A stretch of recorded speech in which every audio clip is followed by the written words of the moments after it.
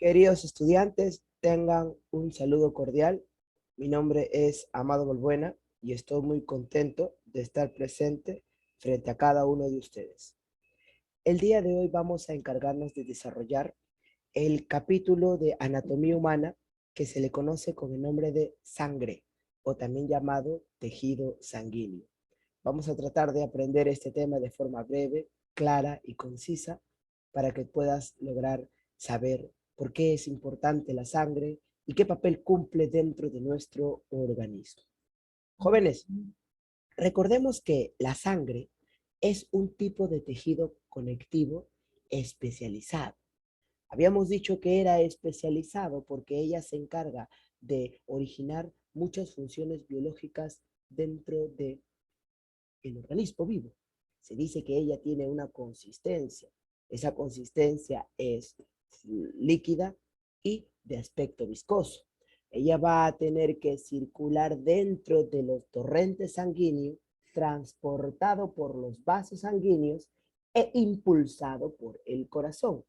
La siguiente imagen que puedes visualizar en la parte superior detalla un conducto que viene a ser la estructura tipo una manguera. Este vendría a ser el famoso torrente sanguíneo.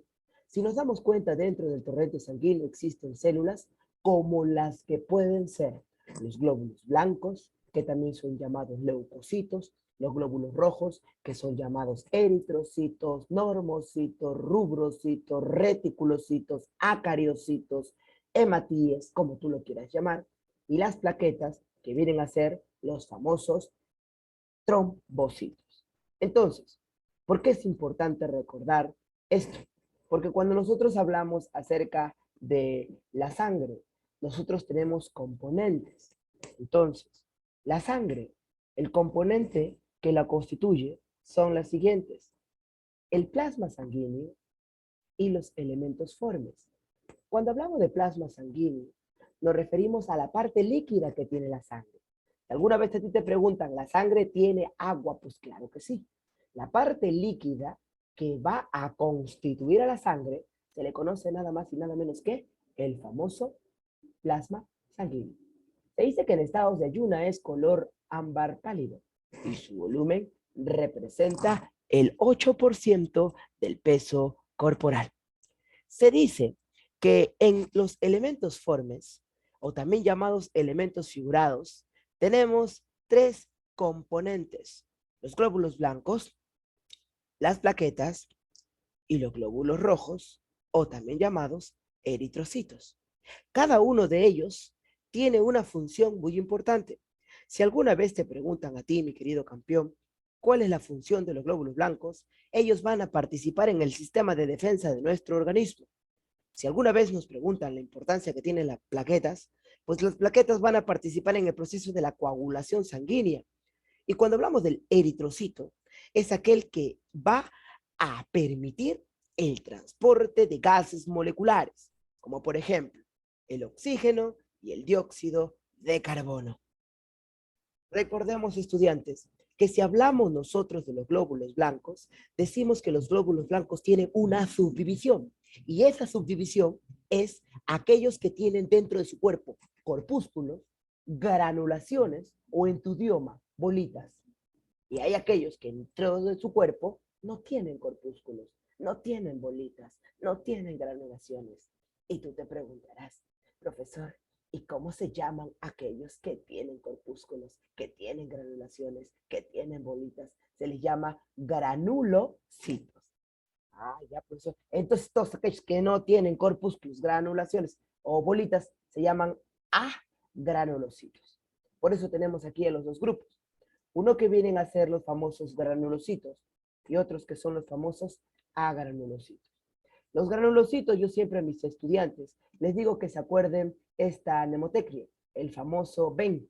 Y cada vez que les digo a los famosos agranulocitos, que se acuerden el término limo. ¿Por qué? Porque ven hace referencia a las tres cuerpos celulares que forman a los granulocitos, que vienen a ser los famosos basófilos, eosinófilos y neutrófilos.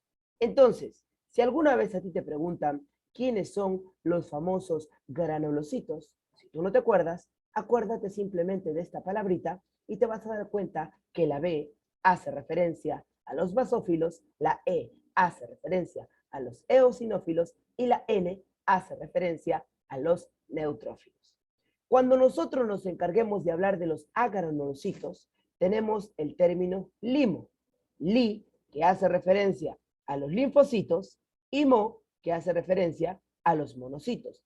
Tenemos en cuenta que cuando hablamos de linfocitos, estamos hablando de 4 tipos de linfocitos. El linfocito T, el linfocito B, el linfocito T4, el linfocito T8, el linfocito NK, el linfocito CD4, etc. Existen muchísimos tipos de linfocitos.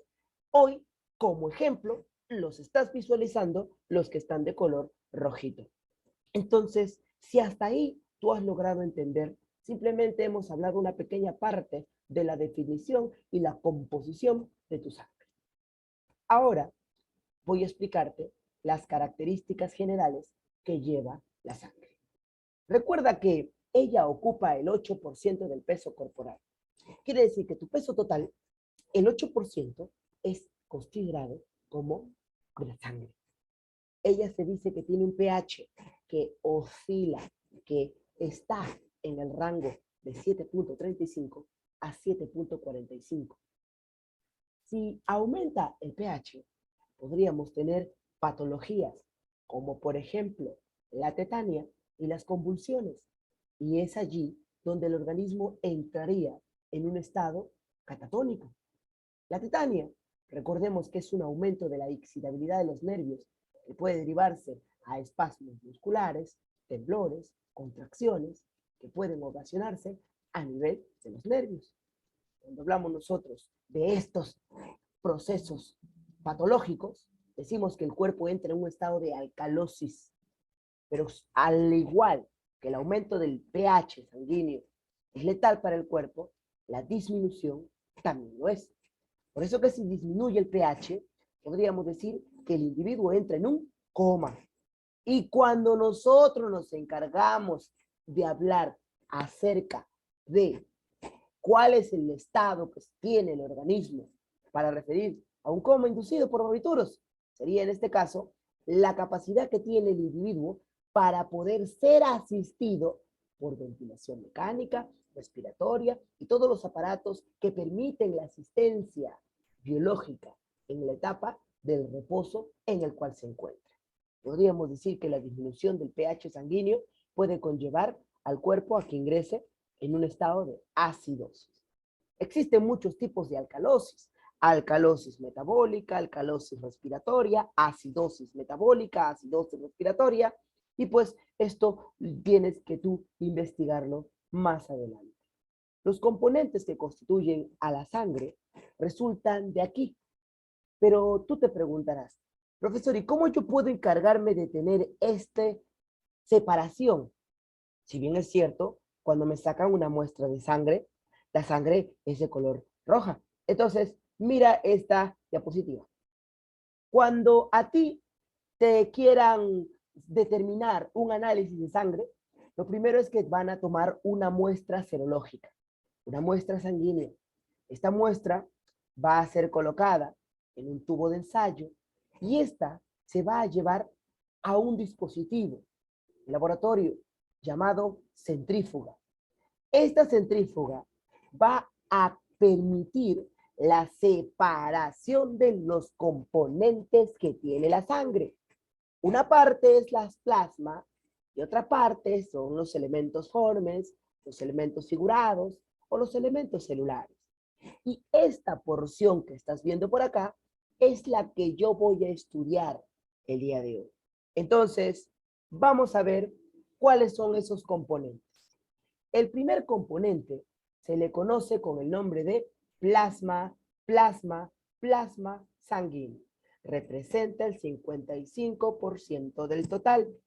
Y así como nosotros tenemos el famoso plasma sanguíneo, también nosotros tenemos el famoso elementos formes que representa un 45%. Y estos dos hacen el total de la sangre. Vamos a hablar primero acerca de qué. Vamos a hablar del plasma sanguíneo. Decimos que el plasma sanguíneo es la parte líquida que tiene la sangre. Ocupa el 5% del peso corporal. Es aquella que va a poseer 92% de agua, que es el solvente que constituye la sangre, y el 8% representa el soluto. ¿Qué contiene el plasma sanguíneo? Contiene albúmina en un porcentaje de 4.5%. La albúmina es aquella que permite a la sangre que pueda ser viscosa. ¿Por qué? Porque permite la regulación de la volemia. Es la cantidad de líquidos que puede tener la sangre dentro de su composición. Eso significa volemia. Otro de los procesos que tiene la albúmina es controlar la presión oncótica.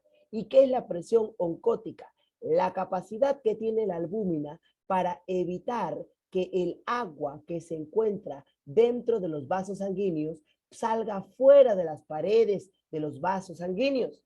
A eso se denomina presión oncótica. El fibrinógeno es un tipo de proteína que tiene la sangre, que está representado en un 0.5%, y que ella va a originar a la fibrina. Es por eso que nosotros tenemos que acordarnos del fibrinógeno, porque origina a la fibrina. Y profesor, ¿por qué es importante la fibrina? Porque ella es la que permite la formación del coágulo sanguíneo. Además, este proceso de la coagulación sanguínea tiene otro nombre. Se le llama hemostasia. No te vayas a olvidar. También tenemos globulinas en un porcentaje de 2%. Tenemos tipos de globulinas. Estas pueden ser las alfa globulinas, las beta globulinas y las gamma globulinas. Las alfa y beta globulinas van a ser transportadoras de mucina. Las mucinas son aquellas que van a producir moco, y las gamma globulinas van a ser aquellas que van a elaborar anticuerpos. Y no te olvides que los anticuerpos son también denominados con el nombre de inmunoglobulinas. ¿Qué voy a transportar por la sangre, profesor? Glucosa, voy a encargarme de transportar ácidos grasos, fosfolípidos, colesterol, triglicéridos, algunas vitaminas, algunas hormonas, como la oxitocina, la prolactina, la acetilcolina, la serotonina, la dopamina, la insulina. Son hormonas que van a encargarse de vertirse al torrente sanguíneo, pero que van a tener su parada, su destino, al órgano blanco u órgano diana que quieran ellos participar. Recordemos también que existen diversos tipos de electrolitos, como el sodio, el potasio, el calcio, algunos iones como el magnesio, el cloro, o algunos tampones como el famoso bicarbonato. Eso vendría a ser una parte de lo que se transporta a través de la sangre. Y los elementos formes, también llamados elementos figurados, son tres tipos: los glóbulos rojos, los glóbulos blancos y las plaquetas. La parte lateral derecha te permite ver un famoso GIF. Este GIF es la representación tridimensional de cómo fluye la sangre a través de los vasos sanguíneos. Algo sorprendente, algo maravilloso, algo colosal, visto a través de esta imagen. Luego de ello, tenemos que empezar a hablar del hematocrito.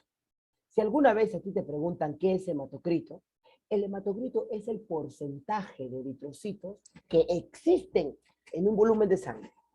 A ti te traen sangre, lo someten a la centrífuga. La centrífuga separa los componentes de la sangre y allí empieza el estudio. Recordemos que los valores normales para los varones representan un 45% y en las mujeres puede presentar 42%. El aumento del hematocrito puede originar la enfermedad de la policitemia vera y su disminución puede llevar a que el individuo pueda tener anemia. Recuerden que existen tres formas de poder definir los conceptos. Una cosa es sangre, que es el que engloba el plasma y el suero. La otra parte es plasma, propiamente dicho, que es la parte líquida de la sangre, y el suero, que es el líquido sobrenadante que no se puede coagular. Muy importante este dato a tomar en cuenta. Oye, crack, la siguiente gráfica te menciona cómo del 100% de la masa corporal, el 8% es sangre y ese 8% tiene componentes de vital importancia para la vida. Plasma sanguíneo en un 55%, elementos formes en un 45%, pero este plasma sanguíneo que representa el 55% tiene proteínas del 7%, agua el 90%, solutos del 3%, y solamente eso es el plasma.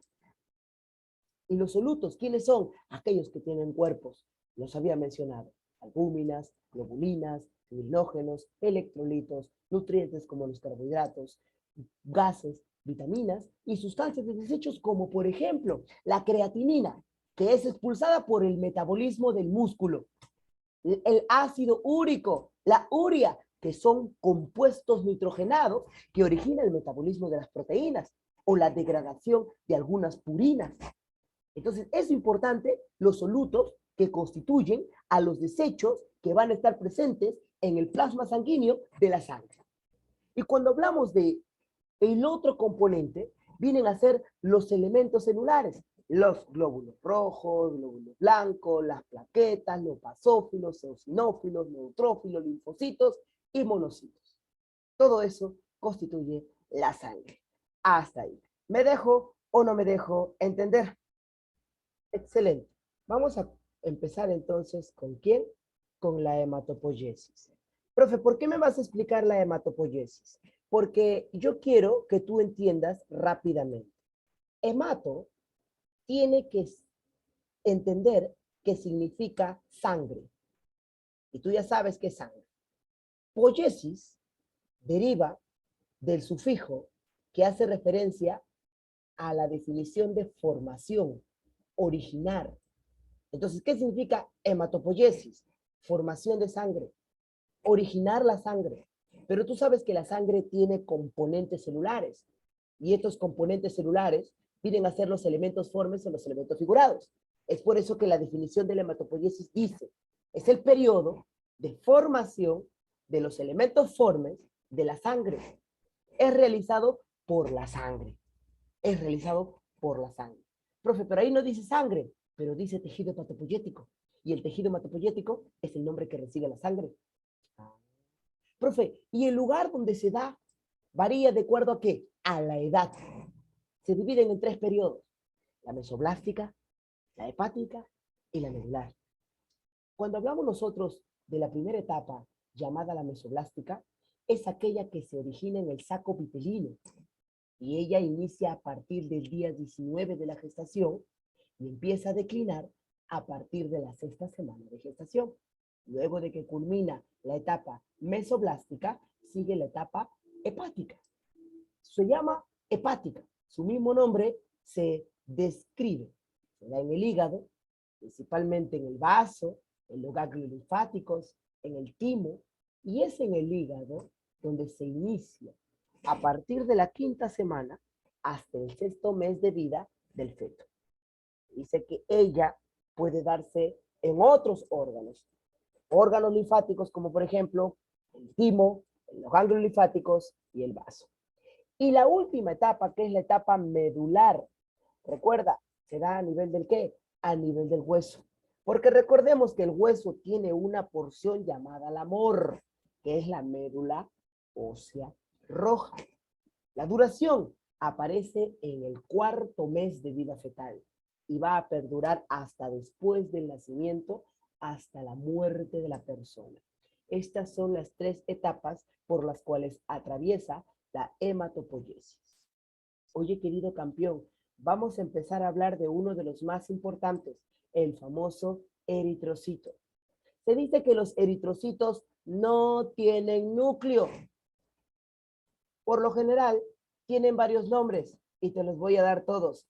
El primero de ellos se le conoce con el nombre de glóbulos rojos. Eso te han enseñado siempre, ¿verdad? Otro de los nombres que puede recibir es el famoso normocito. otro de los cuales puedes recibir se le llama rubrocito. Otro de los cuales también puedes aprender es el famoso reticulocito. El famoso reticulocito. Otro nombre que puede tener también es acariocito. Profe, ¿todos esos nombres tiene? Sí. Profe, ¿y estos nombres hacen referencia a quién? A lo que tú conoces con el nombre de glóbulos rojos. Hasta hematíes. Entonces, todos esos nombres tengo que aprenderme. Bueno, si eres un estudiante aplicado, lo vas a tener que aprender. Entonces, ¿con qué otro nombre se le conocen a los eritrocitos? Se le puede conocer como glóbulos rojos, normocitos, rubrocitos, reticulocitos, acariocitos, hematíes, como tú gustes. ¿Ok? Excelente. Recuerda que ellas no tienen núcleo y se dice que los varones pueden tener 4.500 a 5.500 millones por milímetro cúbico. ¿Ok? Las mujeres pueden tener 3.500 a 4.500 millones por milímetro cúbico de sangre. El diámetro que pueden tener es 7 micras. El espesor que pueden tener es 2 micras.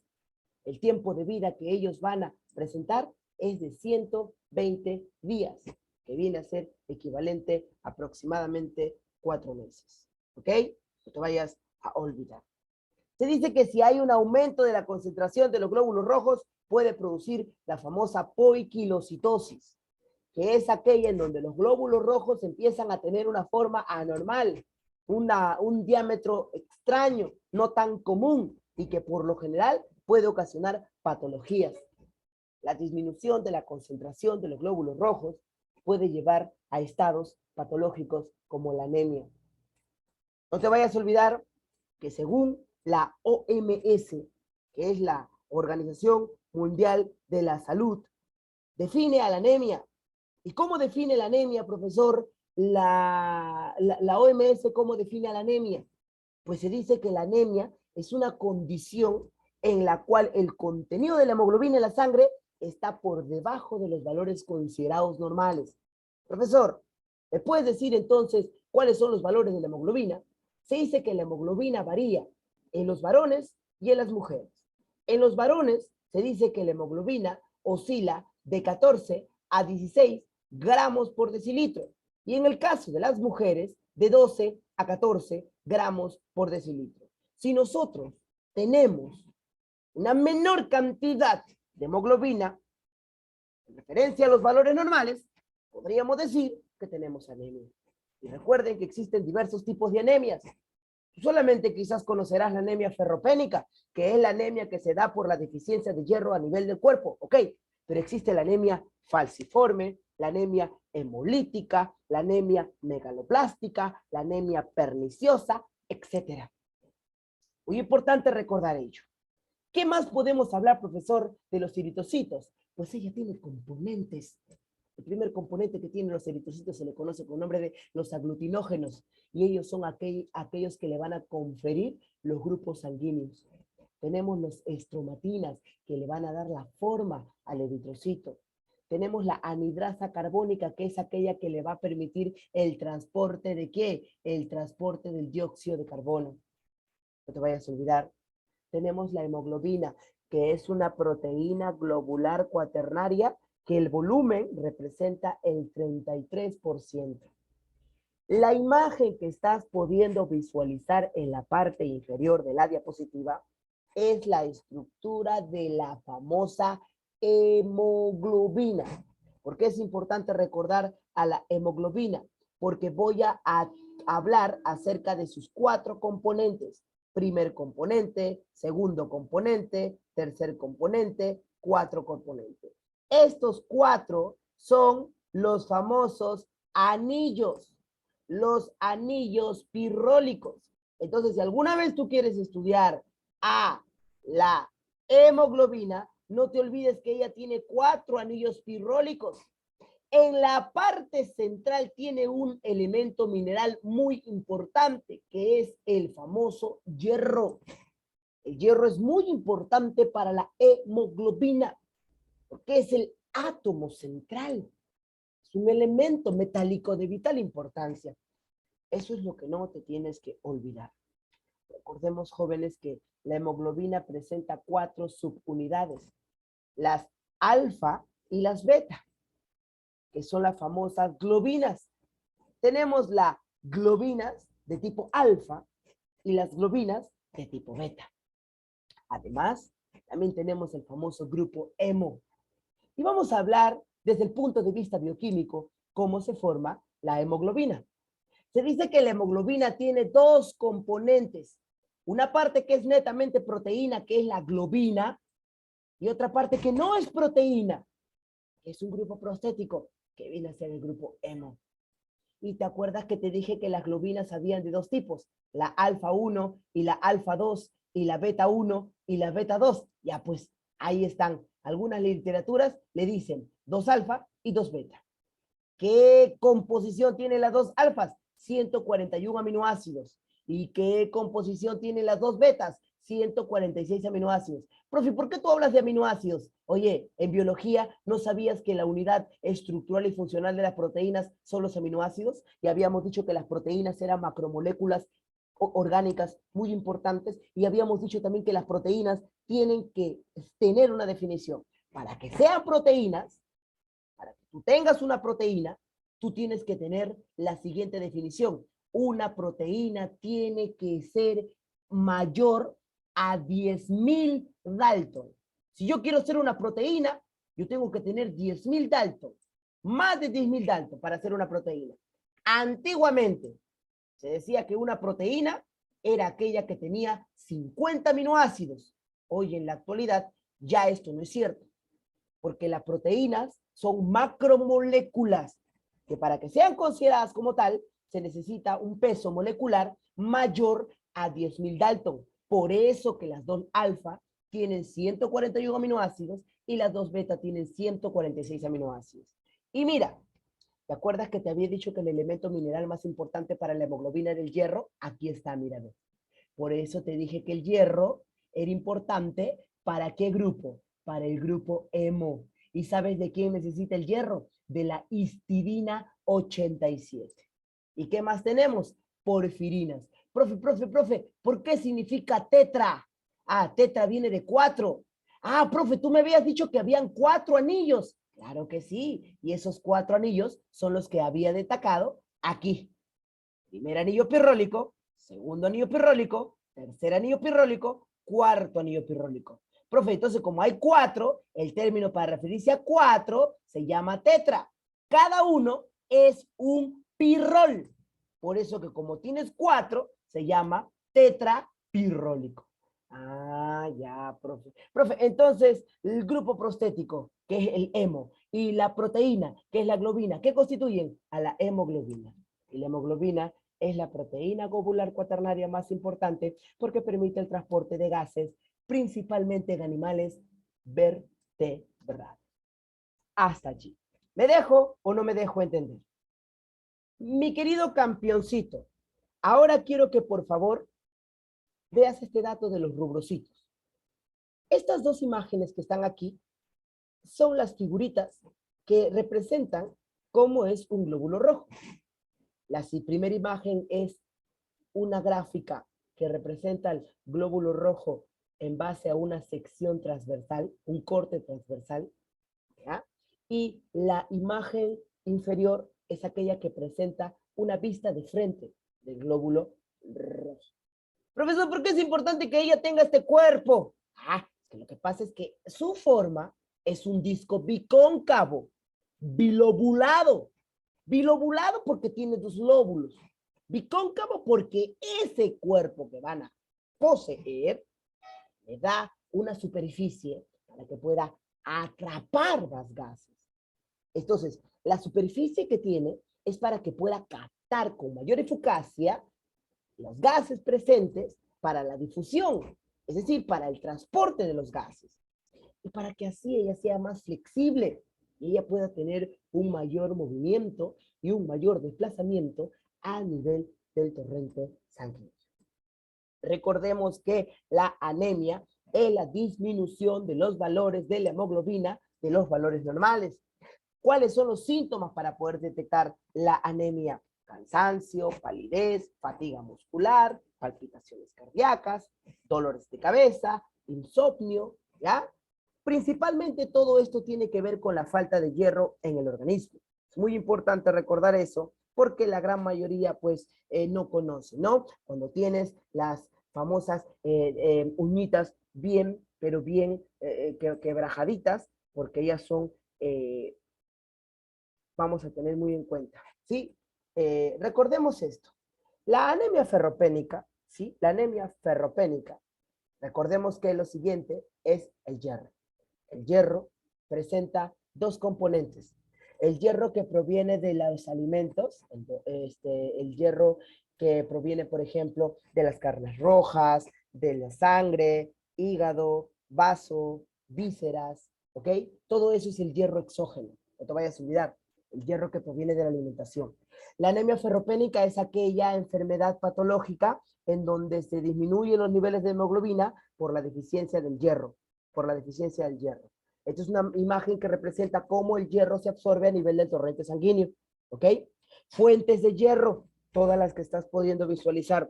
Algunos complejos que pueden encargarse de ser proporcionados en la dieta para regular los niveles de hierro. El sulfato ferroso, que es muy importante, utilizado en lo que viene a ser las campañas para prevenir la anemia. La hemoglobina, ¿te acuerdas que te había dicho que ocupa el 33% del volumen total de los glóbulos rojos? Ahí está. Recuerda que una molécula de hemoglobina puede transportar 4 moléculas de oxígeno. Los glóbulos blancos, o también llamados leucocitos, van a encargarse de ser células nucleadas, o sea, tienen núcleo, van a tener hemoglobina y pueden tener una forma, ya sea esférica o una forma irregular. Pueden tener varias horas de vida, pueden tener muchísimos años, dependiendo del tipo de leucocito del cual hablemos. Pueden tener un tamaño de 8 a 20 micras.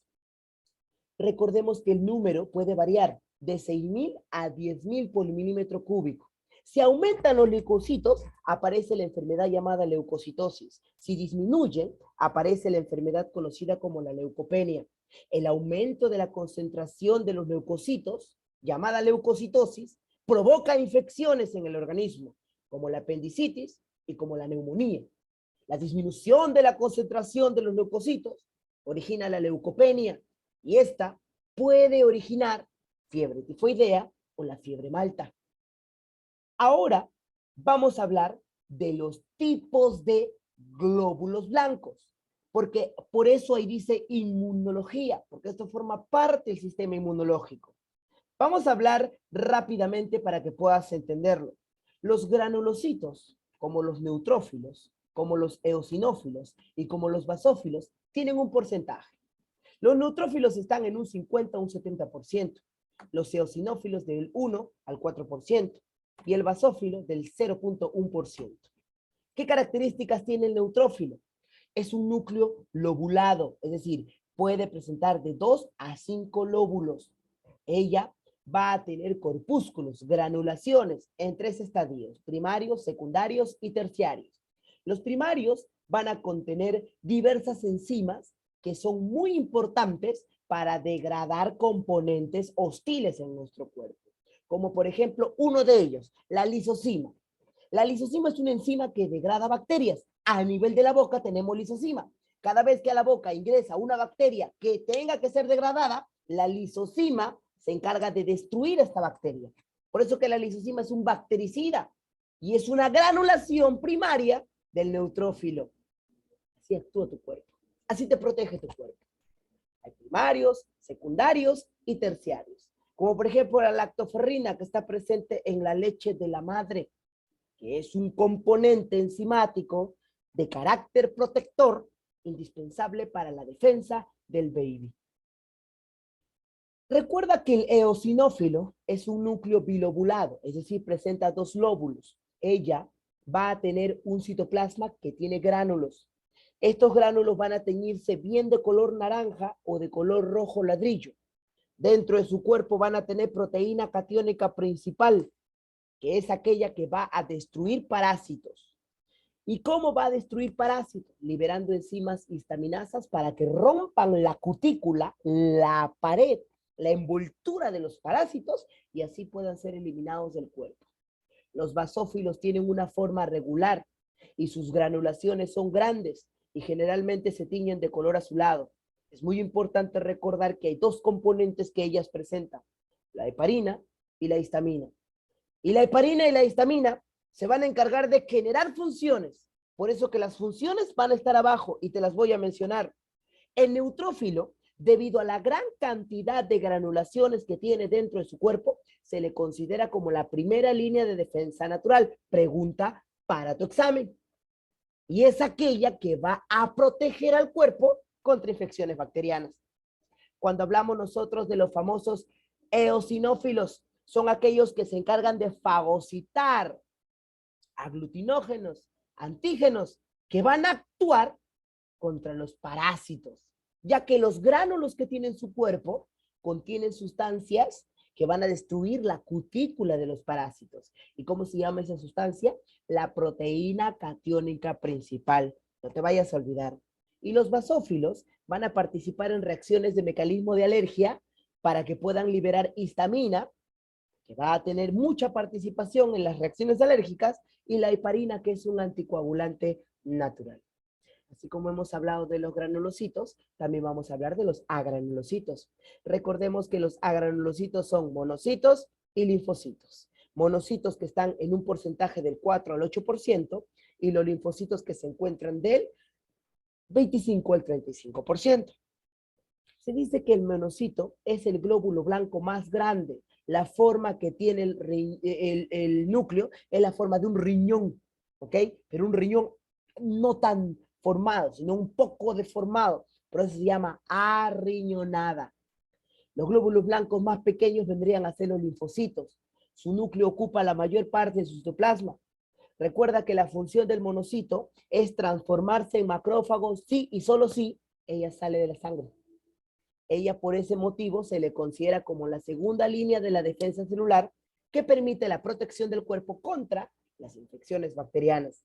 Ella va a participar en la inflamación crónica. Y los linfocitos van a encargarse de ser aquellos que van a actuar en el sistema de defensa. Pueden ser los linfocitos B, que van a originarse en la médula ósea roja y madura, allí. Los linfocitos T, que se llaman T porque van a ser originados en el timo, ¿ok? Que van a producir la inmunidad celular.